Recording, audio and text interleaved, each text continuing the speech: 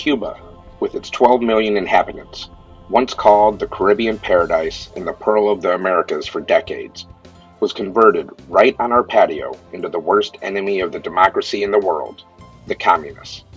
They have turned the island into the biggest, most gigantic concentration camp in the New World in plain sight of the United States.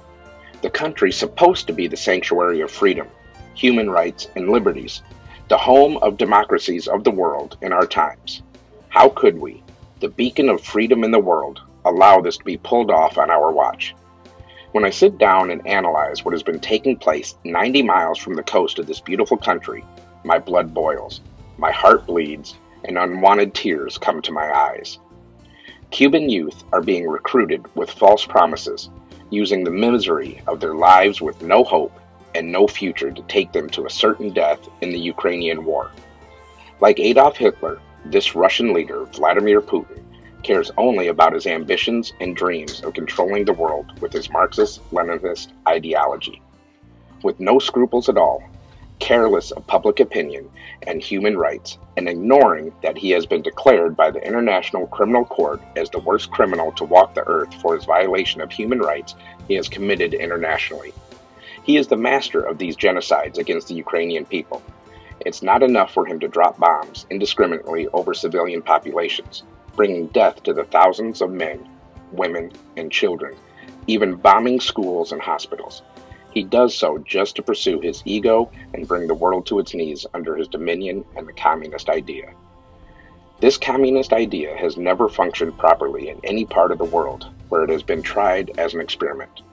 The best and most recent example we have today is Cuba. With painful regret and shame, we have seen the most beautiful, prosperous, and rich island in America transformed from that status in the 1950s to what it has become today, full of calamities, ruined buildings, and 12 million people starving to death. These people have been converted into the slaves of the communist system by a very small group of ambitious individuals who only look for their thirst for power and a luxurious lifestyle. These people live like parasites, off the sweat and enslaved Cuban population, completely lacking remorse and pity for those who have no other choice but to stand in long lines for a loaf of bread, frequently having to go home with empty hands and stomachs, deprived of the most elemental necessities. The only options they have are to scream and protest or die. In some cases, instead of death, they end up in crowded political prisons with long sentences of 20 or 30 years for just protesting this miserable treatment, which some would say is the same as death. This way of life can only be compared to Hitler's concentration camps in modern times, or in an even larger scale by going back in history to the Roman gladiators, where men ended up in the Colosseum fighting the lions with no other alternative.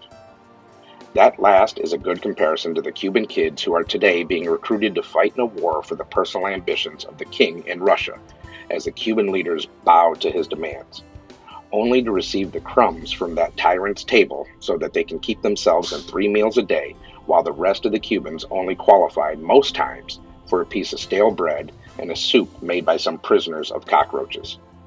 What will we do about it? We will continue to see Cuba being the shame of USA globally, or will we put an end to this 60-plus years of suffering for the Cuban people? This is the latest proof of the flagrant human rights violations of the Cuban government in cahoots with their Russian masters, recruiting the youth of Cuba under false pretenses and sending them to their deaths, fighting against their will for the Russian King Vladimir Putin and his ambition to enslave the world.